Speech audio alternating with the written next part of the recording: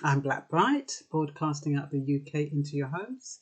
Welcome to my channel and thank you for welcoming me into your homes. If it's the first time you're passing through, you're welcome to give me the thumbs up, the thumbs down, and you can share, you can subscribe, and you can interact with my subscribers. Now, I normally work under Black Bright, and sometimes I do forget and I do call myself Black Bright. But when I want to talk about relationships and things outside politics and social issues and legislation, I'm using my new channel, which is Dark Shades.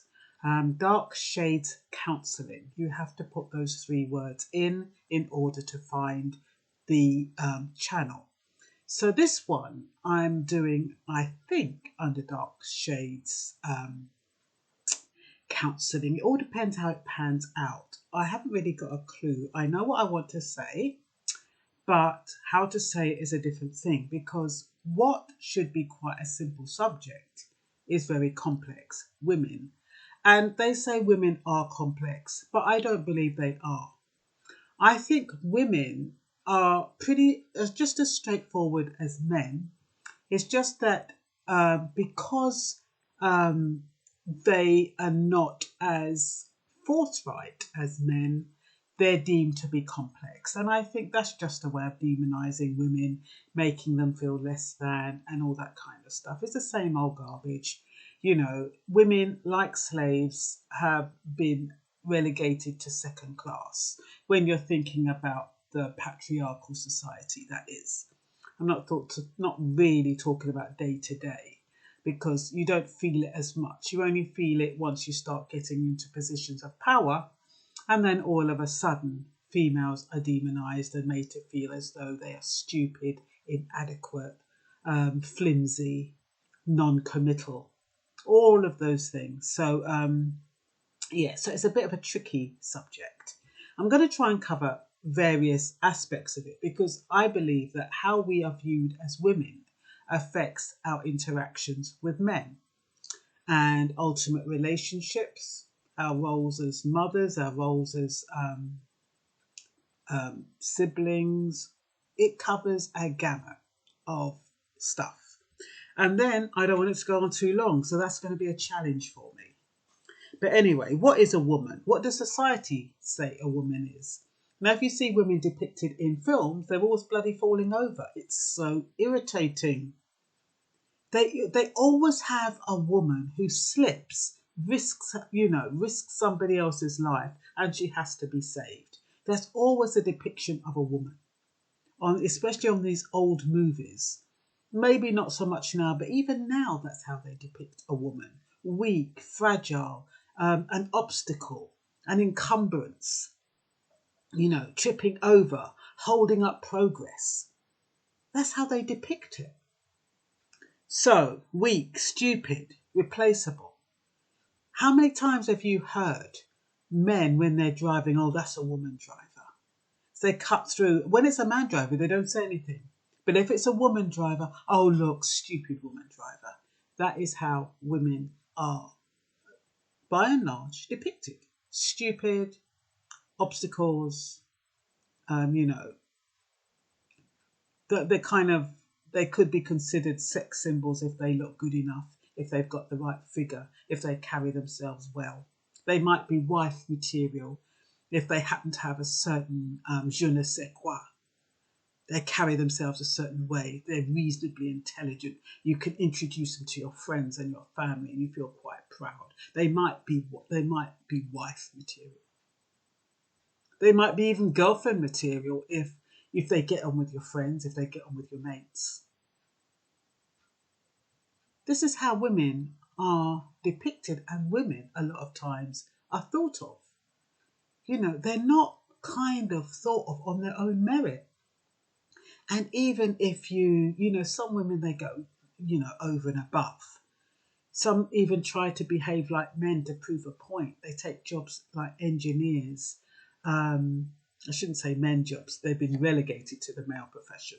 But like engineers, builders, bricklayers, train drivers, and what's this other typically male job? They do the electricians. I can't think of it now. It'll come to me. But, women are always having to, mechanics, stuff like that. They're having to kind of prove that they are equal to. And even when they are equal to, and usually better than the male, there's always some kind of quiff or some kind of sly remark that's made. Oh, just because she's a woman, oh, look at her. Or, the other day I heard somebody say, oh, she's a woman, but you want to see how she takes so long to do this and she takes so long to do that. We could do it in half the time. But I bet you your bottom dollar that you won't have to do that job over again when a woman does it. If a woman is being a mechanic, you can guarantee she'll probably get it right first time. They won't have to bring that car back. When a man does it, they're so cocksure of themselves. They just literally do it, the easiest way. And they get the job done. But normally, the car comes back for some reason or another. So I'm just trying to show you the different ways women are viewed. They don't know enough stuff. You get the thing about the contrast between sexual and frumpy. When you think about Marilyn Monroe, she is depicted as a real woman, Then you have Kathy Bates. You see how she's depicted. She's usually depicted as someone evil. She's frumpy. She doesn't wear makeup, They depict her in evil roles. And then, even with the sensuality, and even when a woman is feminine, they kind of slur her reputation by calling them manipulative and comparing her to Jezebels. And who was the one in the Bible that got Samson? Delilah. There's always something to taint a woman. If she has sex too quickly, she's a slapper. If she has sex if she takes her time to have sex, she's relegated to being a teaser.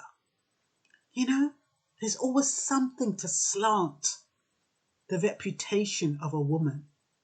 And it's a mindset that goes way, way back, where women just weren't good enough. Women were just inferior beings. They're only good enough to serve men. And that's what they were there to do. Just like the Stepford wives. You cook for your man, you have children for your man, and you have sex with your man, your husband or whoever. He clicks his finger and you're supposed to give it up. And that was the function of women back then. And because a lot of the women were bogged down with children, the men would go out and work. The men used to get the money for the woman, and the woman was totally dependent on the man. Now, when I know they had the women's liberation and stuff, I mean, that took things to the extreme, and it kind of spoilt the little enjoyment, the nicer part of being a woman. Women's libs kind of destroyed that. But then you had the women's lib, which was good in the sense that women were able to take their own pay packet home and they had their own money and they could now put their names on a tenancy agreement. That was a good thing.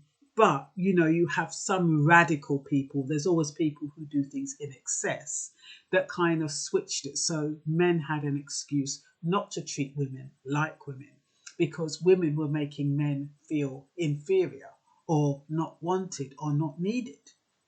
So we need to have a balance when we're thinking about women. The main difference about a woman and a man is her capacity to have children. Now, we know there are some women who can't have children and they need to adopt, but that is the main difference between a male and a female. You get men who are emotional, you get women who are emotional. You get men who are aggressive, you get women who are aggressive. You get men who are strong, you get women who are strong. You get men who are weak, you get women who are weak.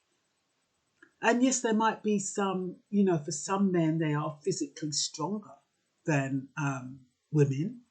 But you can get men who are weaker than women, and women who are really strong if they go to the gym and they do their little bits and pieces. I mean, now you have boxers as females, you have wrestlers as females, you have footballers as females, you have women pumping up in the gym. So there's not that much difference apart from the female capacity to have children. And I think that must do a lot of gays' head in who try to emulate the woman as much as possible, but they can't emulate how to have a baby. They can, and the thing is that even when they emulate women, it's just like such an exaggeration. It's an insult to women. Actually, those over effeminate men, they are actually insulting women. So they obviously, and I think they show their hostility for women by the exaggerated persona. I think on the one hand, they kind of envy women, but underneath they have a hostility for women, because otherwise those ones who have extreme behavior and who overemphasize females behavior and voice and the way we walk and the way we get dressed and stuff, they wouldn't have to do that. They could tone it down, they could be moderate. And you notice that a lot of gay men are moving away from those over effeminate men, because they realize that that's not necessary. To be gay, you don't have to be overly effeminate, and you don't have to behave like a woman. You don't even have to look like a woman. A lot of gay men now, they are keeping their masculinity. So it's such a complex. It's not women that are complex. It's society that makes things complex for women. It's not straightforward. So what does God say about women? For those of you who believe in God, she's a partner for Adam. She came out of his rib apparently, and she was a part of man, and she was made to keep man company so he wouldn't be alone. She was also a helper and a facilitator. We have to remember the Samaritan woman by the well. She's a healer. If you have a good woman, she can heal your aches, your pains, and through nurturing, through love, through caring and attention. And like I said before, she's a creator. She can give birth, and she can cook, and she can bake, and she can do all of those things. And there are some men who can do the latter part, cook and bake and all that stuff. But I'm talking about, I'm just talking about women for now. So does a woman exist today as we know her? Because now we have the transgender, we have the drag queens, we have what do they call those in China? The boy girls or whatever they call them. And, you have the drag queens who are exaggerating the female form. Is it just about the body shape and the clothes? Is that what women are about? And is that what men want to emulate? What is it about women that men see women and want to emulate them? They want to be in their clothes.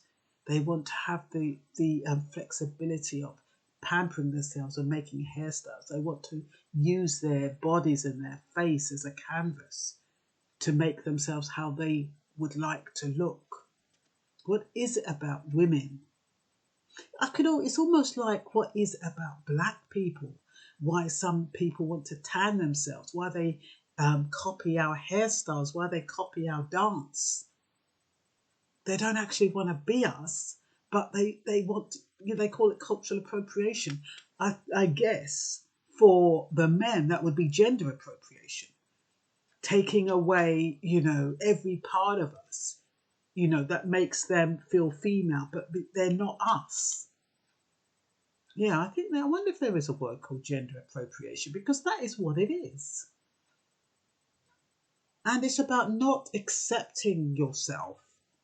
And a lot of people are not accepting themselves, whether they're male or female.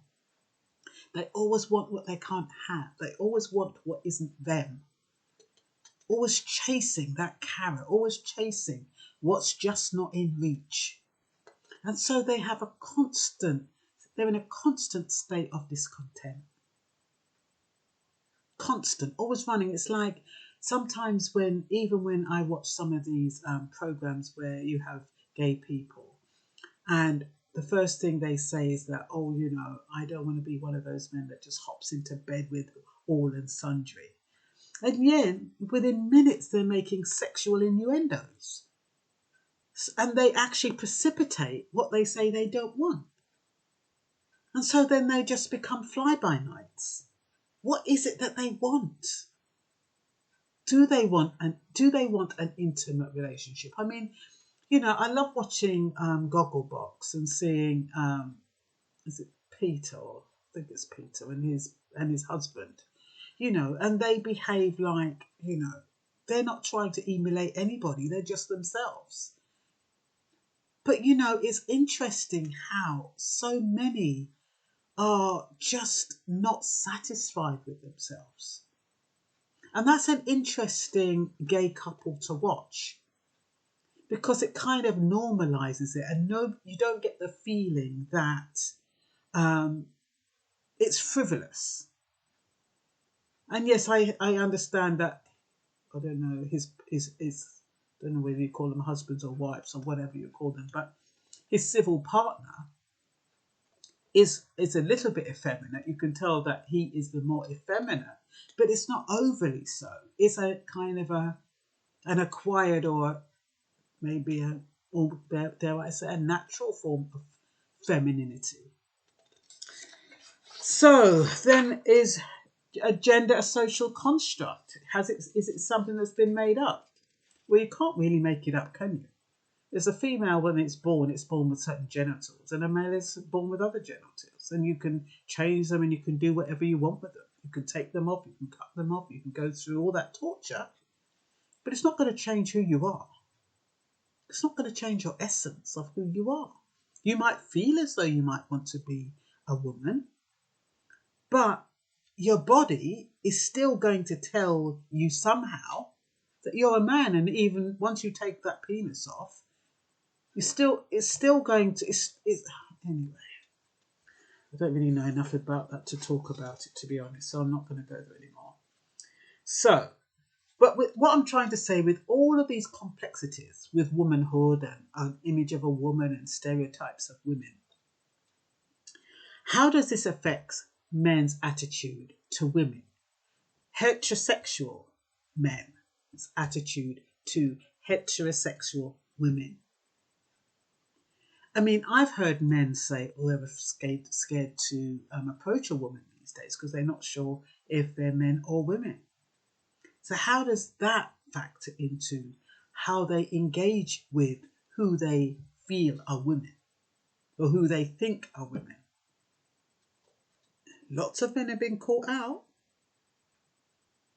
and it's taken to get into the bedroom, and that's the most horrifying thing. It's quite traumatic, because some of the gay men who dress like women and really look like women, they want straight men, but they're not telling men that they're straight.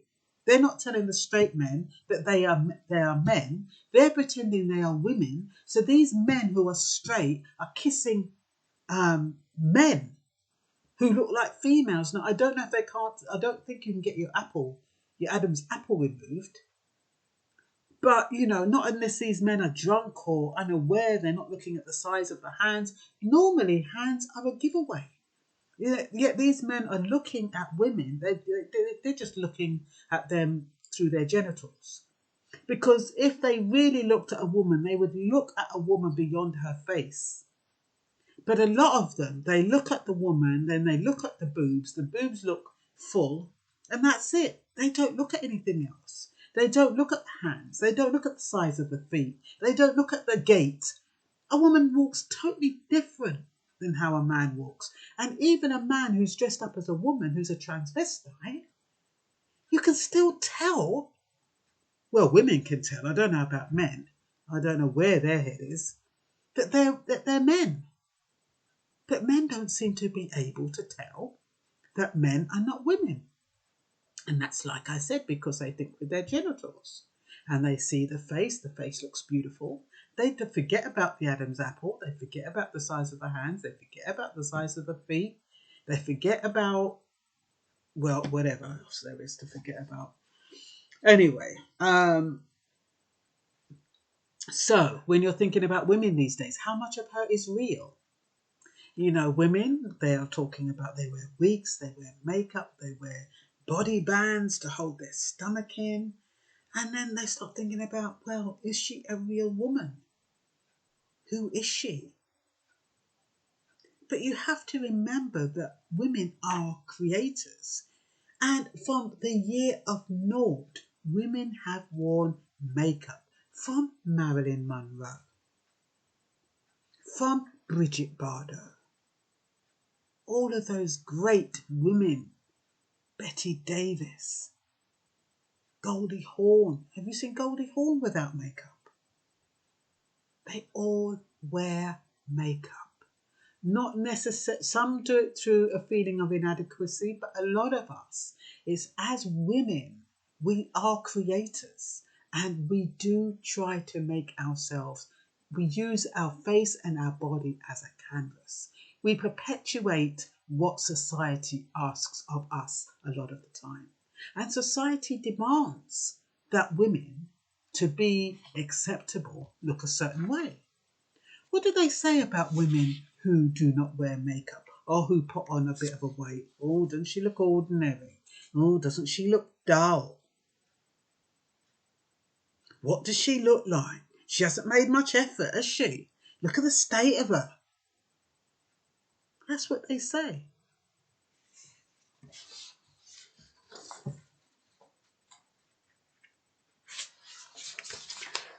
Oh dear. I found out there were some other adjectives I had here, but I don't know where they are now. Oh yeah, it was plain Jane, and unattractive. But that's what they say about women. On the one hand, oh, we don't want you to wear makeup. You get it on our clothes. You don't need it. You don't need it. And then on the other hand, oh, she looks a bit rough, doesn't she? God, she hasn't had a good day. She got out of the wrong side of the bed.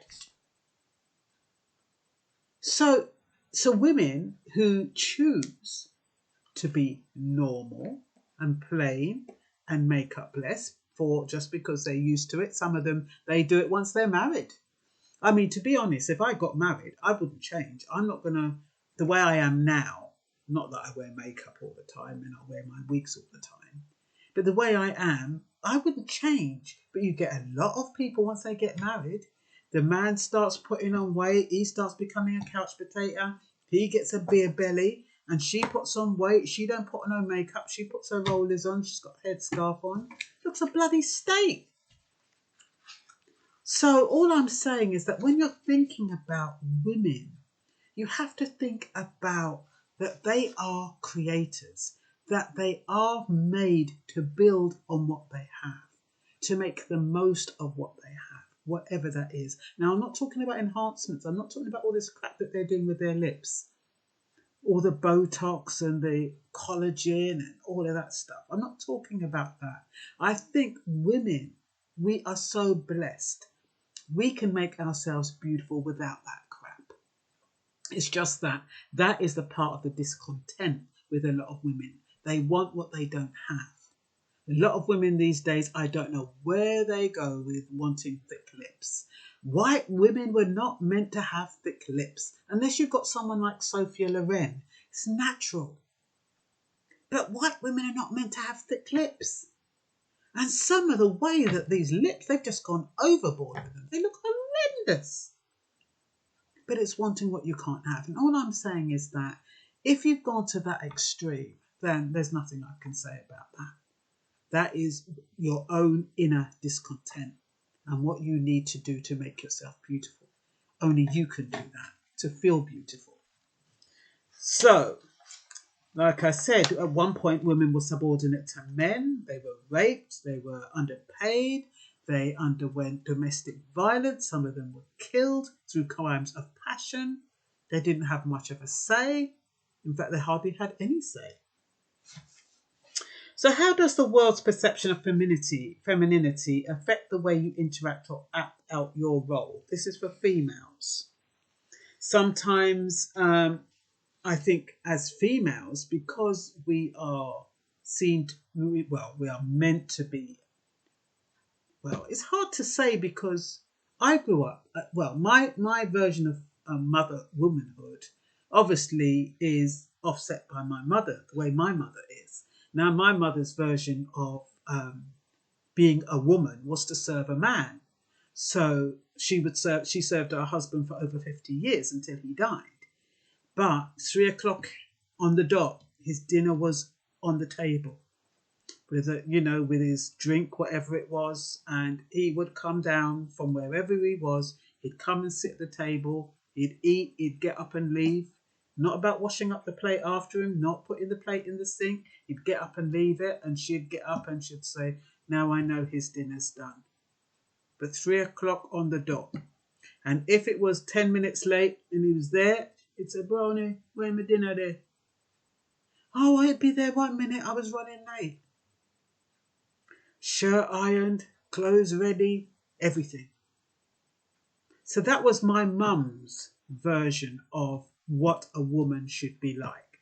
And I think some of it has rubbed off on me, but I think some of it is instinctive in me to look after my man, nurture my man. And sometimes I do tend to be a bit mothering, which I'm trying to get out of. But yes, so from that perspective, I would like to think as a woman, but then I don't want to say the rebellious part of me, but the natural part of me demands that I have my space, but that could have something to do with my astrological sign of Libra. I do need my space. I do need to be able to ask for space, and I do need to be able to ask for what I want. And sometimes that is a challenge to ask for what I want. And I think somewhere deep in my subconscious, that has something to do with my mum constantly saying, "You don't ask for what you want.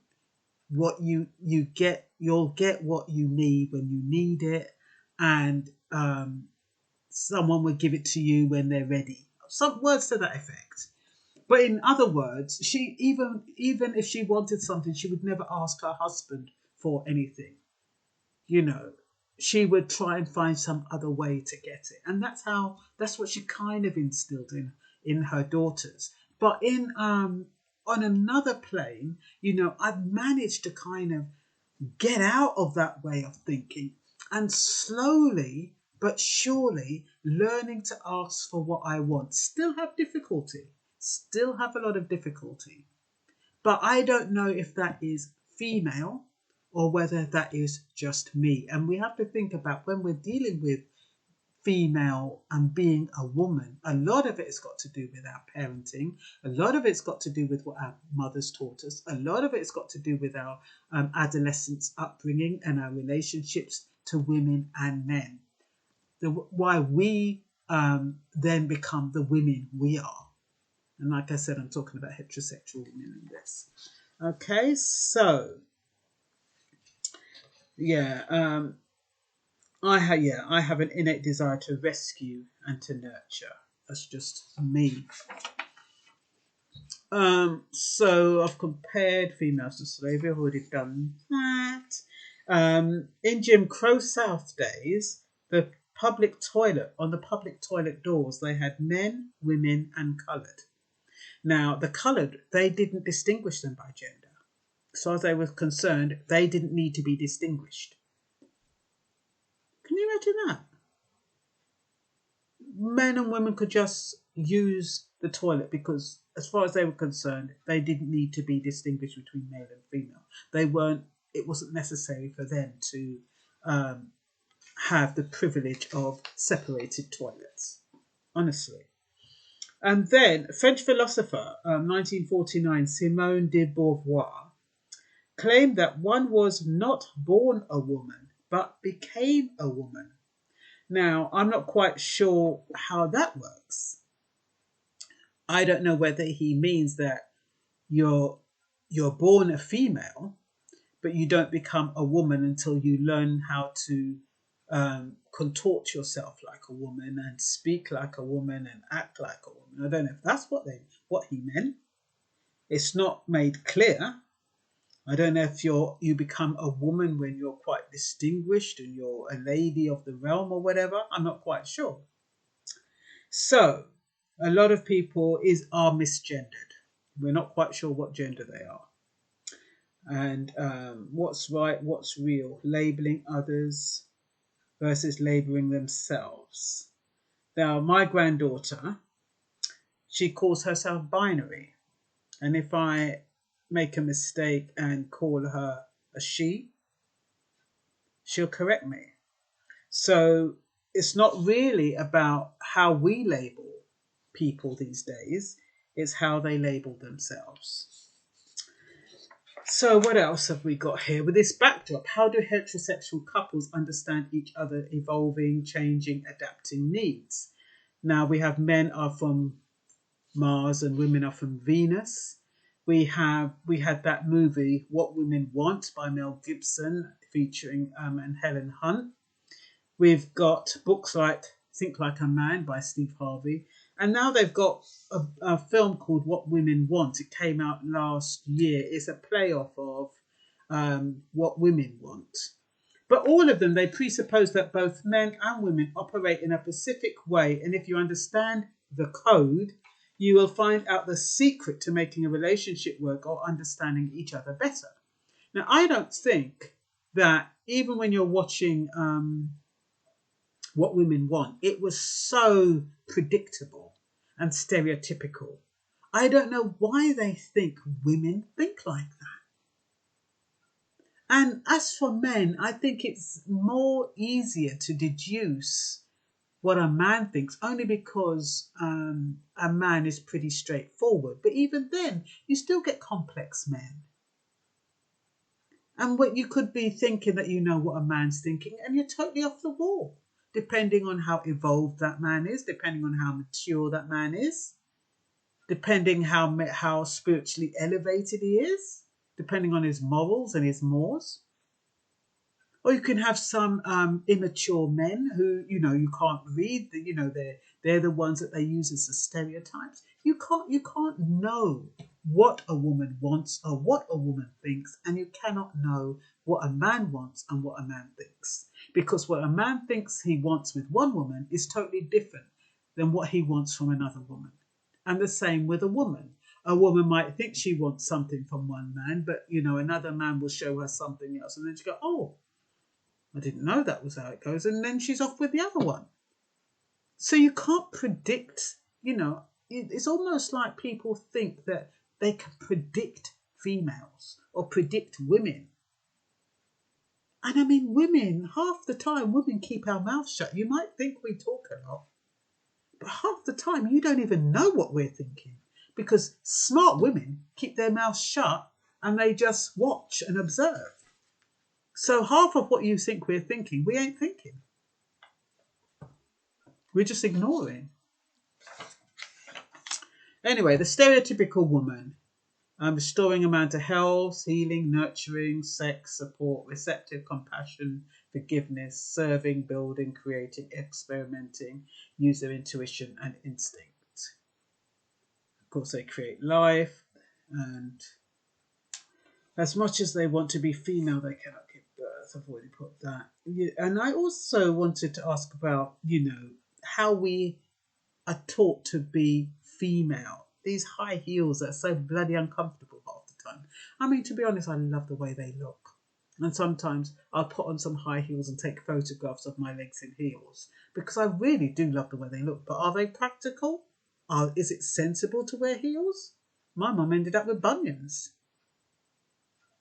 And then the long hair, that's also controversial. Long hair is equated with a woman, so people with short hair can feel less feminine. And you've got that on top of it, adding pressure. And I think a lot of people rebel. So they go short and they think, well, you can either lump it or like it. And you'll still have people say, "Oh, I like you with your short hair. You really got lovely. You look lovely with short hair." But it's usually females that say that. Men like natural women. Men like women with natural hair, as long as it's considered nice hair and it's kind of full and thick and lovely. Then yeah, then they love the natural look. Make your hair be gappy and all over the place, and you have a little plait here and a little plait there, and a little bald patch here, and a little piece sticking out here, and see what I'm saying. You know.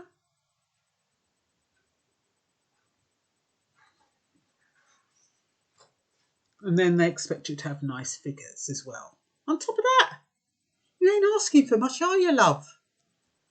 What you want from bloody women, and what are you giving us? What do we get? Once you're in a relationship, you let yourself go. Some don't even shave. They just plop themselves on the bloody seat. They don't feel as though they have to dress up because they're not going anywhere. Oh, I ain't going anywhere, so I can dress like this. But let you be like that. You put on a bloody apron or you put on your dressing gown and they got something to say. Why don't men have to make an effort to look good and smell good? You can see I'm getting it. I'm getting all excited here. Yeah, so yeah, and if we are forward, if we are popular, if we do excel in jobs, we're punished. We're demonized for non-conforming. When you think about Hillary Clinton, she's been demonized, might be rightfully or wrongfully. Clinton's demonized. Maggie Thatcher was demonized. Priti Patel is being demonized. Theresa May is demonized. Amber Rudd was demonized. All women in power have been demonized and made to look as though they've cocked up everything. Have you noticed? And I bet it's men behind those decisions when they cocked up. I bet they were just following orders. Yeah, so traditionally females were made to fulfill men's desires. It was sex toys. And I remember seeing, what was it? Queen Elizabeth or one of them. He just used to say, come on, I'm ready now. She didn't even have to be in the mood. And he didn't even put her in the bloody mood. It was just like, come on. I'm just like... Anyway, do we feel adequate as ourselves? What have we been told about our natural selves? So I've already done that. Women who had an opinion, how were they treated? Yeah, if you got a bit cocky, if you had an opinion, you were stoned back in the day, ridiculed, called a witch. Oh yeah, women weren't allowed to have an opinion. Oh, that was dangerous. So, like slaves, women were taught to know their place. If they stepped out of line, it wasn't nice. So we wear heels that hurt our feet to look attractive. We wear makeup to feel attractive, as if we feel inadequate without it. Being a woman is not about being with someone who makes you happy, but being someone who makes you happy. And that's all I've got to say, whether you're male or female. As long as you're happy being who you are, that's the most important thing. I don't think you can define what is a woman, what is a man. That part of it, to me, is a social construct. When you're thinking about what women must wear, heels and makeup and look a certain way, I don't think that's right. But got a long way to go to change that picture when every day we're seeing models and people. Now they're showing a little women with a bit who are a bit chunky on TV. But that's just because we had to fight for that. So, we have to find ways of not kind of forcing women into a pigeonhole and into a mould they don't belong. And that's all for now. Sorry I went on so long. You'll have to forgive me. Bye-bye.